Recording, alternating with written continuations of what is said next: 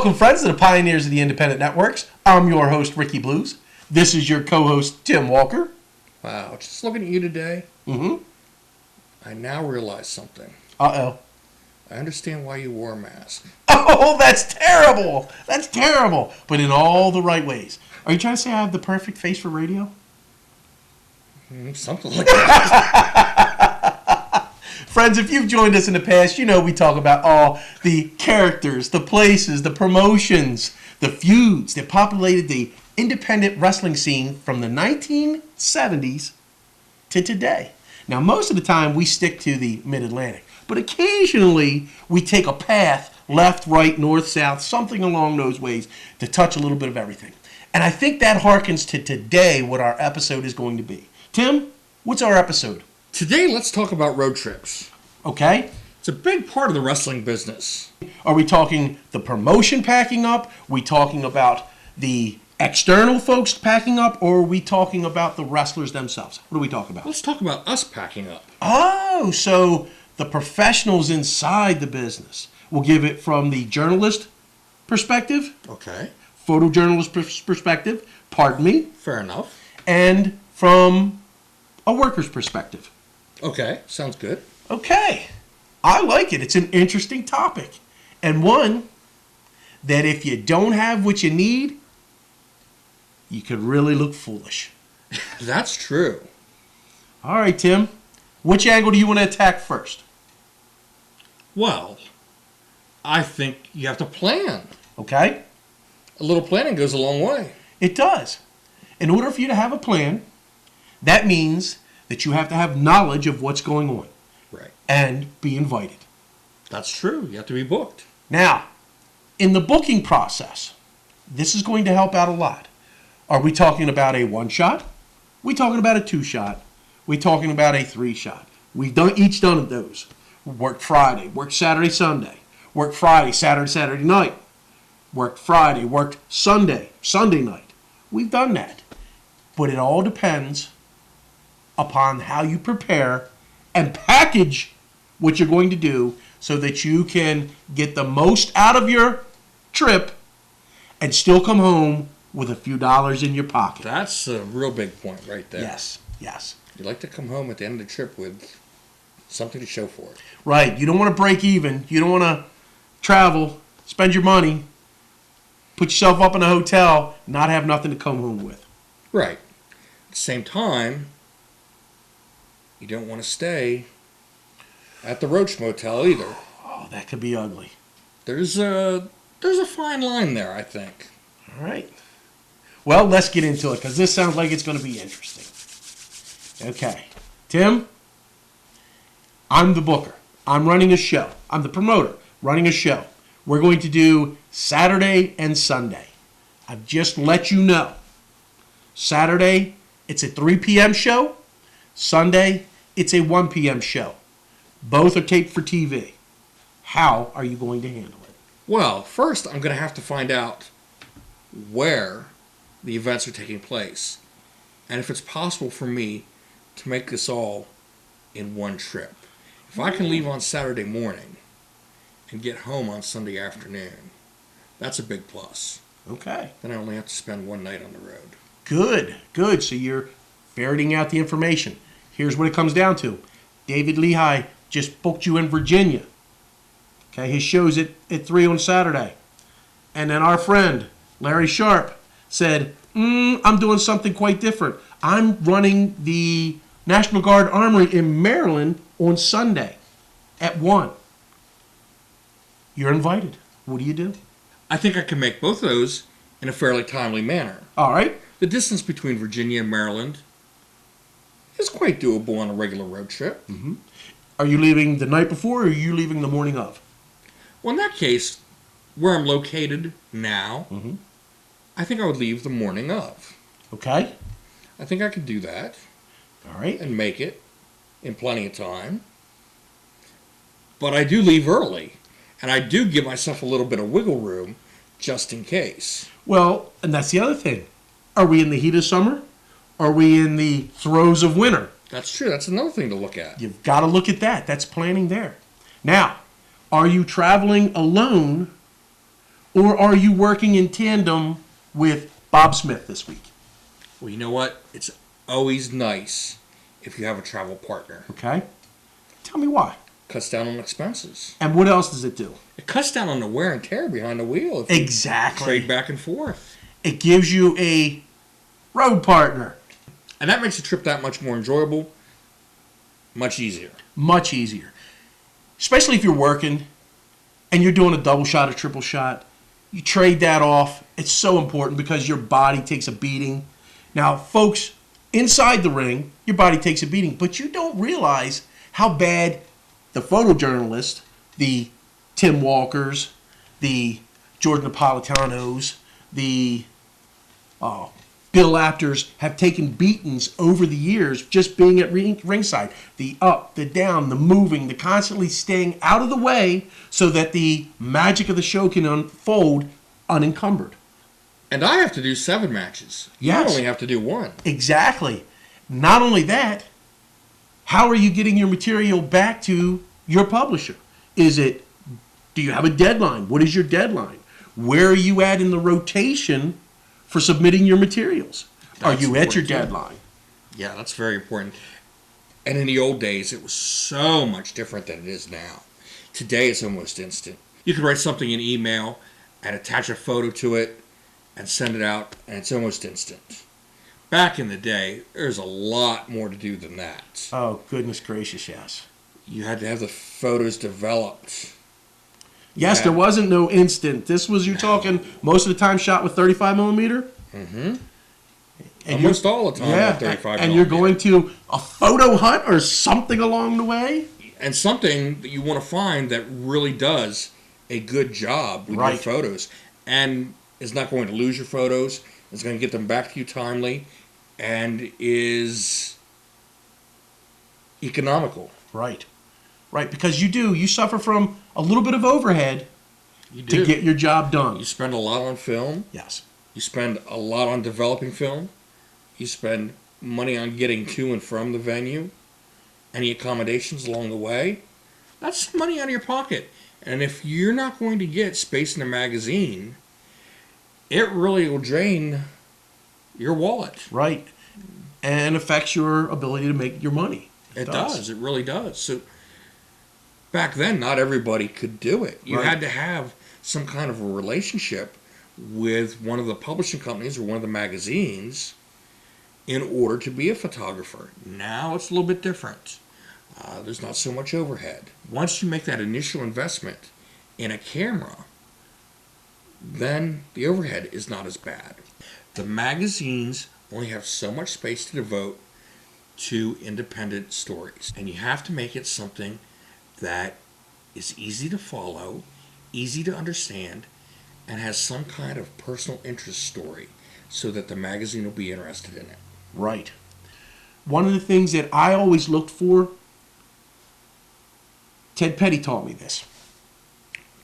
First time I met Ted Petty was working with Win, with for Ed Zahn, and I think we were in Tamaqua, and Ted comes in with a Halliburton that had stickers from Japan, from Australia, from Germany, and they're on there, and they had tags. And I'm looking at the bag that I'm carrying, and I'm looking at his Halliburton, and I'm saying to myself, wow, I can see his experience just there. So when I sat and talked to Ted, he explained to me that one of the things that you, in this business, if you're fortunate enough to travel, is that bespeaks of experience right there. And it's a nonverbal way of communicating to the people around you that I've gotten these experience. So you're viewed in a different capacity. It's not about putting on airs, but it's about letting people know and understand who you are, and that the acumen and the ability that you have has been graduated because you've been able to travel. So it's a very important thing to look at those. Today, when you take your suitcase in, I look for travel stamps, for airport markers, those types of things. Especially if I'm going into a territory or went into a territory where I didn't know a lot of people, but was learning about. And it's a good visual cue to teach you a lesson. Now, Tim, thinking about interesting, isn't it interesting, like how segue? isn't it interesting that back in the day when we traveled, we weren't traveling with Google Earth. We weren't traveling with GPS and waypoints. We were reading a map, and if you were lucky enough to have a co-pilot who could read it for you as you were driving, that made the world a little bit better, but you were doing research, actual pen and paper research on getting directions. Your phone numbers, the call, they weren't people's cell phones they were on, because that was very rare back in that day. Pager did you no good. That's right. You were making stops if you had to make phone calls.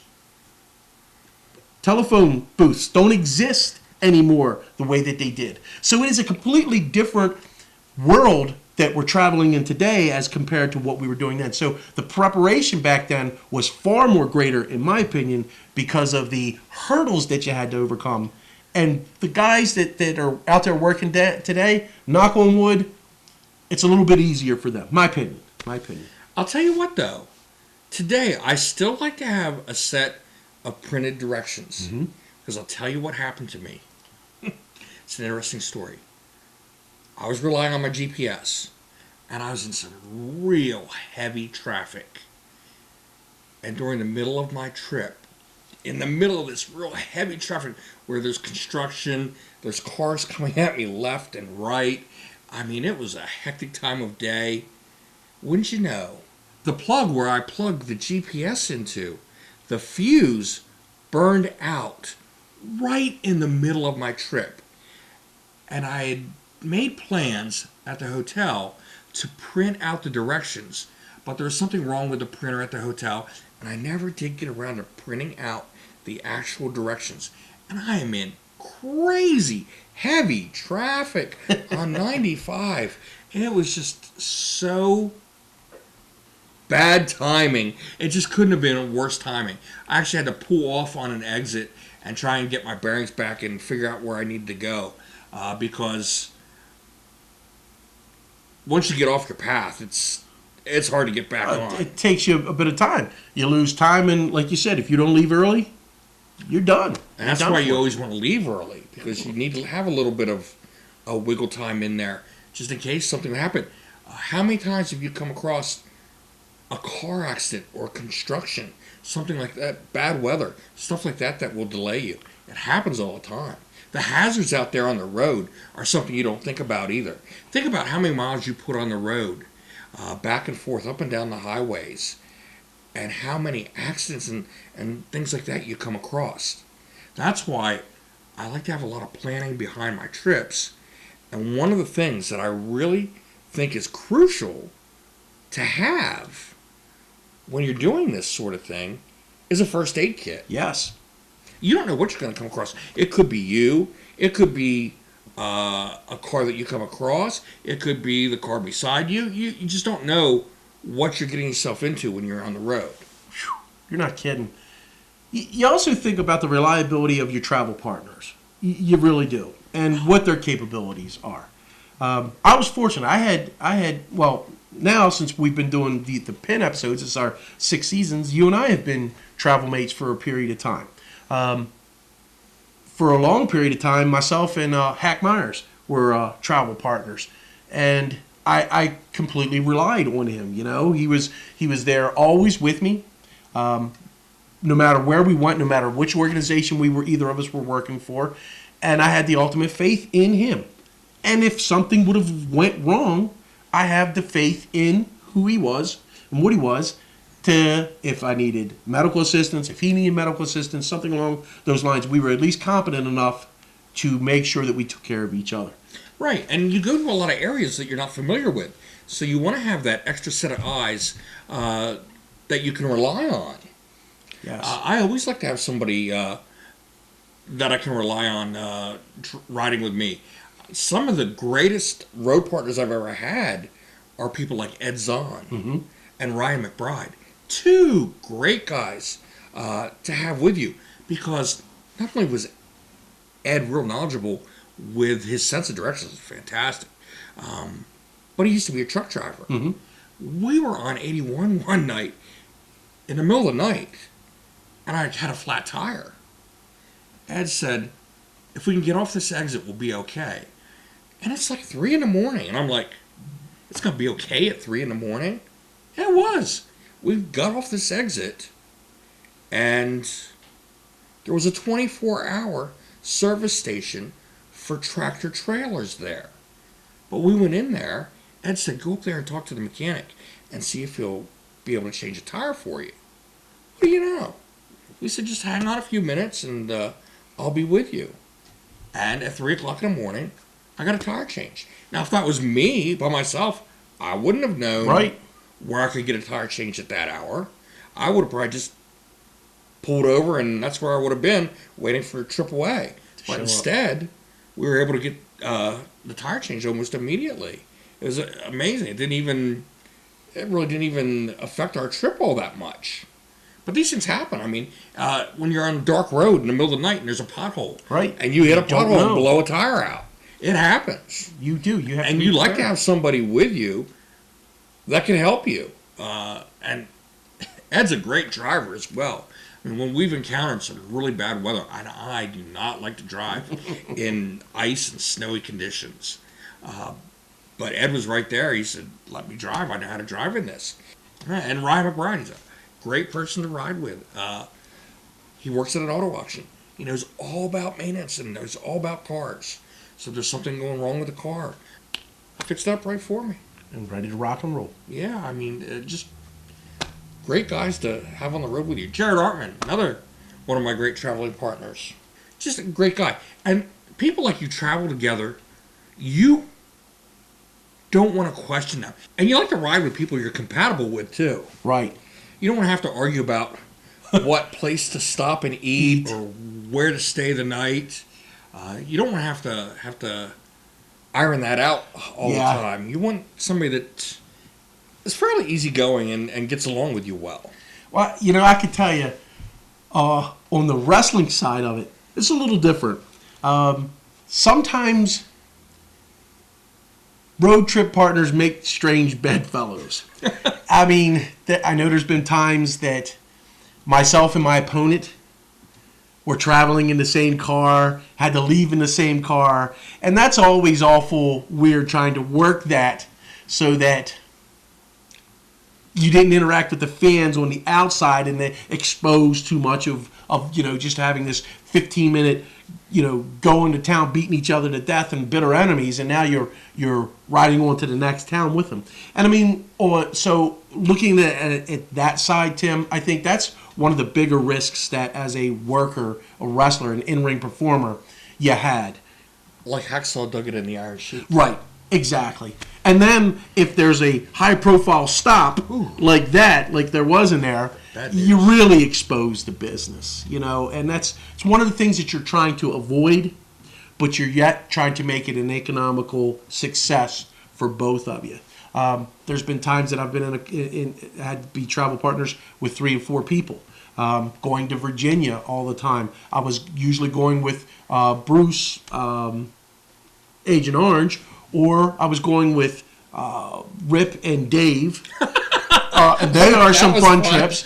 Or I was going with Barry and Dwayne. And most of the time when I was going with some of those guys, I was just trying to breathe. Breathe clean air in. But it made for interesting travels because, thank goodness, it wasn't that I was in tag team matches with Dwayne and Barry or with Rip and Dave, but there was plenty of matches that I was with Agent Orange. The good thing is people didn't know what Agent Orange looked like under that mask. So that gave me an easy feeling, an easy way in and out because they really didn't know. But you still prepare for those things.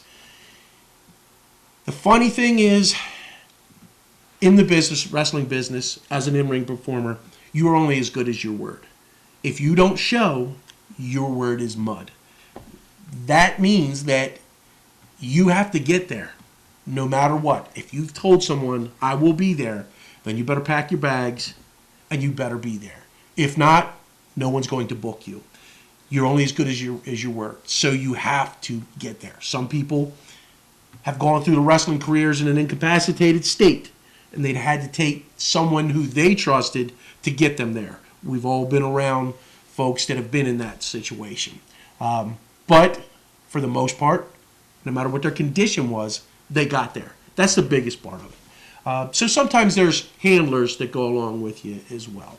One of the things that we talked about a little bit earlier was the economics of traveling. How did you save money while you were on the road? All right, you want to know?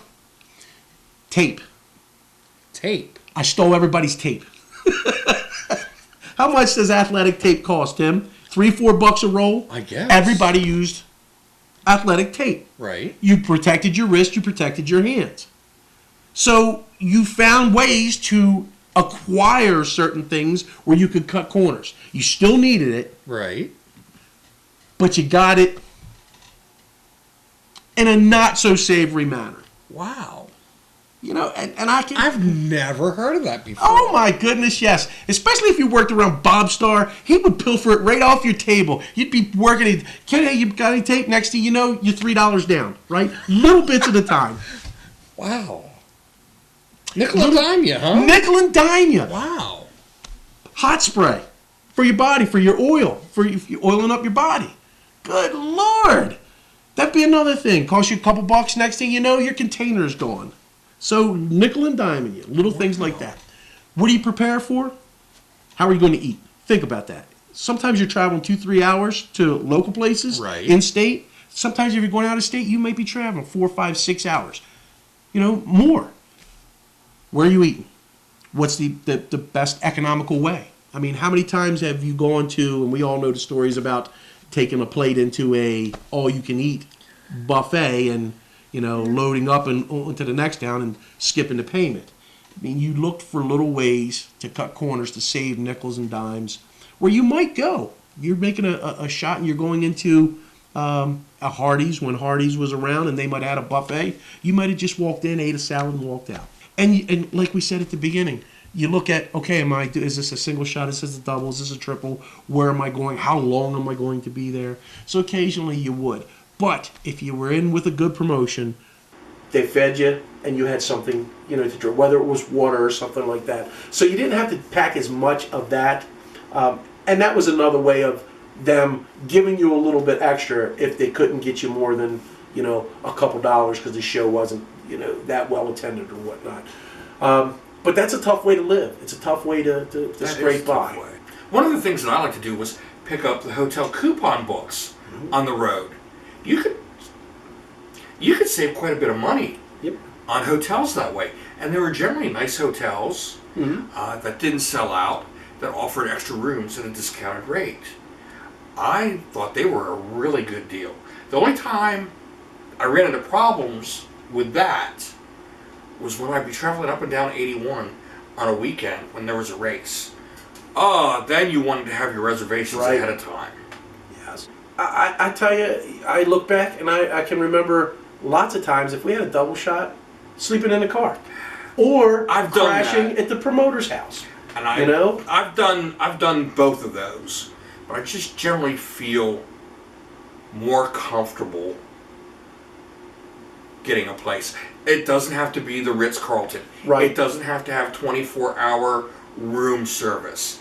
It doesn't have to be on the top floor. A reasonable accommodation. And you can share rooms. You can double up. So it really, if you can find some place for $80 and you can double up, then it's only $40. Okay, you're right. And I don't think that's unreasonable. No, that's not unreasonable. But again, it depends on the worker standpoint where you're at on the card and what you're making. Right. You know, you start out. Most of them start out.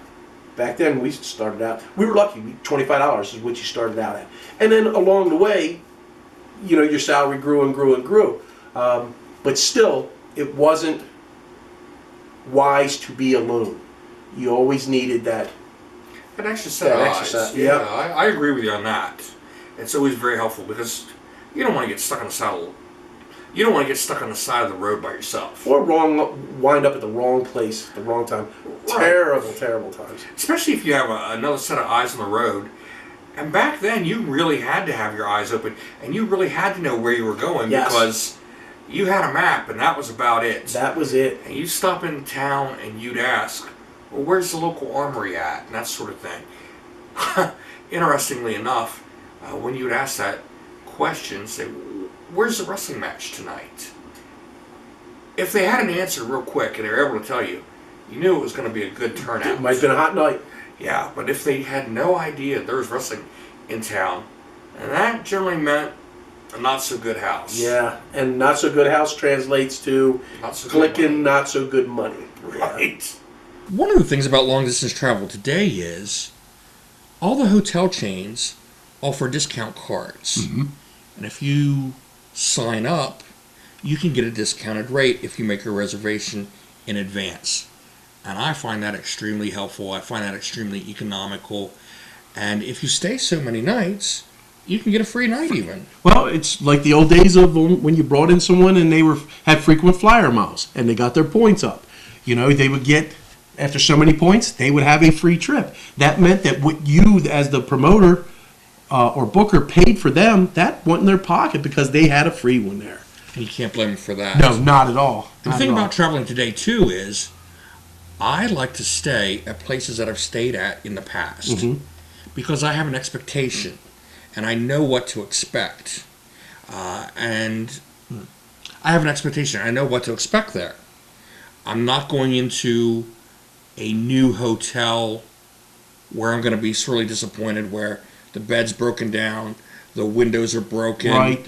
the door's about falling off the hinges. I don't like to get surprised like that. So I like to stay at places I've stayed before.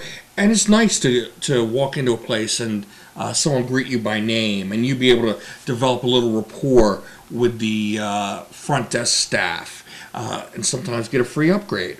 Oh, exactly. And thinking about rapport, look at some of the times that we've been booked overseas. Some of the people that have worked have been booked overseas, and they go overseas and they're treated like kings. You know, going to Japan. When Hack went to Japan, the way that they were treated, and the people that took care of them were the Yakuza.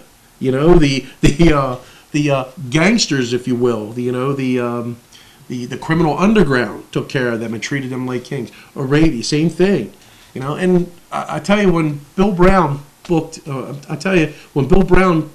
myself and Julio De Niro to come over to, I think it was Rio, to do their shows, their wrestling on the beach. It was a little scary to think about it. Because when you go into a foreign country, you don't know what to expect and Right. what's going on. Unfortunately, I wasn't able to go on that trip, but still, you know, you look back at today and say, would that have been cool or could it have been dangerous? You just never know. I mean, there were some real potluck times, you know, if those guys took those trips and didn't know.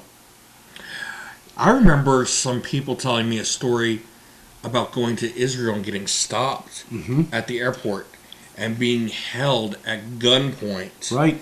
until their clearances Came through, right? came through. It is scary. You talk to Tricky Dick and the trips to Guam and the Marshall Islands and Ponape. You talk to Dave the Wave about those trips, and I mean, sometimes they were very harrowing. Great stories, but very harrowing. So you know, travel also means that you're putting your life in your hands and sometimes in someone else's hands to execute this business. So it's people that I haven't been in don't really realize that or look at that and see that there is a lot to just getting together a show and getting people there. The logistics of just getting Right. that all put together sometimes is a big task in and of itself. And as you go further up that chain, like you were talking to me about Kenny Omega and him being booked from Japan into the United States and the money that he made just on that. It could be very lucrative, but it could also be very dangerous. And by making long trips like that too, also wearing your body down. Yes. What materials do you take in your bag? Oh wow. Let's see, I just brought my bag in just to look at see what I got here. Well, this is something. This isn't much, but something that I always carry around. Empty plastic bags. What for, pray tell? Well, you know, when you have dirty laundry, Hmm. you hate to mix your dirty laundry in with your clean laundry. Yes. That is a real gripe of mine. Well, And so that's why I always bring around a couple plastic bags, just so I put my dirty laundry inside there. I don't like to mix up my nice smelling stuff with my not so nice smelling stuff. sometimes you don't have the fortune of being able to do that. Think about this. You have to put on your wrestling gimmick night after night. If you're on the road and you're traveling for day after day, oh boy, could they carry over an odor. Unless you take the time to launder them. And good googa mooga, there is nothing worse than tying up with someone who's decided not to launder their clothes Oh. or bathe. So you could take the best care for your hygiene, but someone else may not have those same goals in mind. And that makes for a bad mix. Wow, that'll cross your running lights. Yes, yes, yes. So there are occasions that you do run into that. The longer you're out on the road, the longer your travel time is, and the longer your engagements are. Guys having 300 nights a year that they're on the road, you really, really have got to take care of making sure that you bathe, making sure that you launder your clothes. Again, hygiene, exceptionally important. Always consider that. Well, I guess if you're wrestling someone that doesn't really have the best hygiene, maybe you need some pills, like for your stomach and stuff. Yeah. So your upset stomach, or you know what? One night at ECW, at the arena there, I had a headache. It was a monster-sized headache. I went to the nurse that they always had there for the matches. Not Nurse Feelgood. No, not Nurse Feelgood. Not Damage Control. Yes, Damage Control. It was the nurse that did Damage Control. Nice people. The EMTs and nurses there. But I had a terrible headache. And I said to her, by any chance you have an aspirin? And she said, no. She said, if you're bleeding to death, I could help you. But for a headache, I can't. So I like to bring some Tylenol and some medicine here with me, just in case. You never know when you'll need it. And look, you can't. Especially when you're going down concussion lane. Yes. And there's times that you can't grow a toilet where you need him to be. And boy, if you're suffering from sour stomach or things like that, could be big time issues. Yeah, I'd say. That's not good at all. So I see, Felix, you've brought your bag of tricks, and now you're dealing. Now you're digging into Here, it. good hygiene. Hygiene products, Some combs and some toothbrushes. And right? toothpaste, that's always helpful. Travel deodorant. Razor, that's always good. And I like those plastic bags, too. Things don't get all mixed up. Yes. Soap, Very important. shampoo, smell good stuff. Tim, think about this. How many times have you gone into a venue and there was no shower? That happens. It does. It happens. You are on a mat and you're sweating and you are in the heat of what goes on.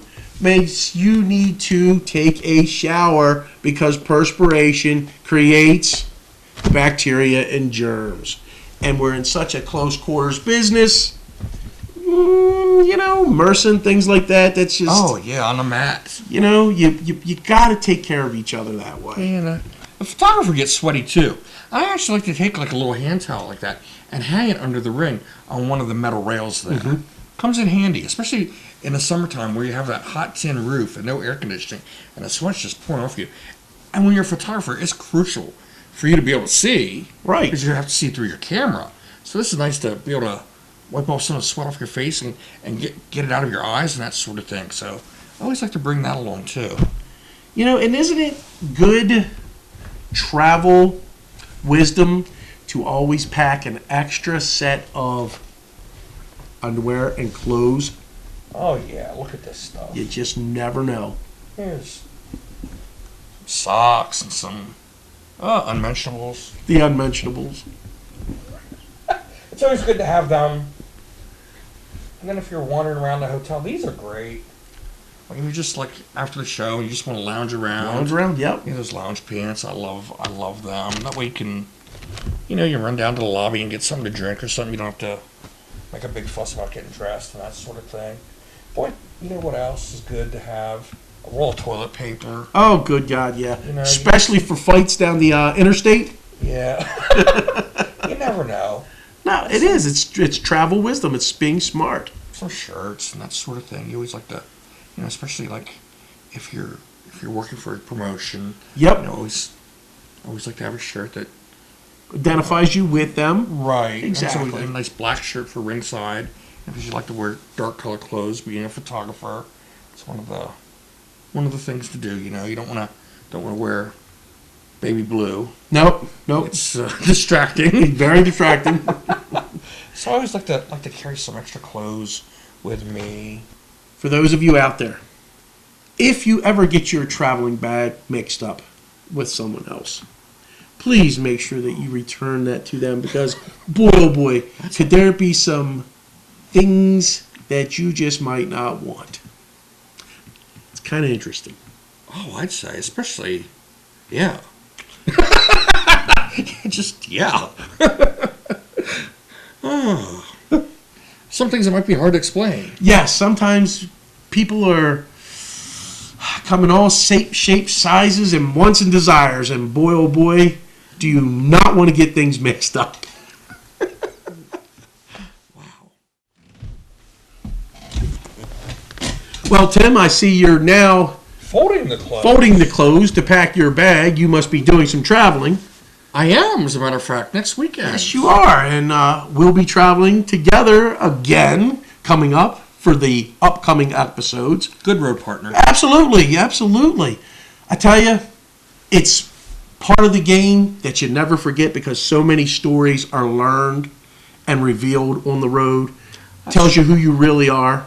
I think it's a great window into who those people are as travel partners. I mean, you learn a lot about each other. You learn a lot about the wrestling business. I know there was more stories shared on the road about things that we could do, that we could make better, how to sell. And when you got the chance to travel, you got the chance to learn those things from people that had been there before you. So the road was also a place to learn a lot about the insides of the business. I'm sure for you, same thing. When you traveled with other photojournalists or promoters and bookers and they would tell you, hey, we're going to try and pull this off tonight, it would give you the information of how to set up for what you get. You know, if you needed the big shot or if something had to be put over big. You learned so much by traveling. Sometimes words are spoken that you don't know you're learning by. Right. But that's what the road does. The road is a teaching tool as well. It's a real good point. And you get a chance to talk over your matches. Yes. If you want to get someone's opinion of how you performed that night, there you have a perfect opportunity to go over it. One thing I've learned about being on the road is if you get to the town a little bit early and you're at the hotel and you're a wrestler and you have a few minutes to kill, pick up a local newspaper and take a look at it. And that way, if you have anything to say to address the crowd, you'll know what the local issues are there, and you might be able to press a little hot button and get a little reaction. Well, Tim, we've tackled a very interesting episode, traveling in the business. I liked what we did. I enjoyed some of the anecdotal stories, but this is where the rubber meets the road. I agree. There's no way around it. If you're going to be in the wrestling business, you need to learn how to travel. Best place to learn is the road as well. You learn so much there. You do. All right. So, ladies and gentlemen, we want to thank you for joining us this week. We're reminding you to join us again next week as we pack up, head out on the road, and take that trip down Concussion Lane.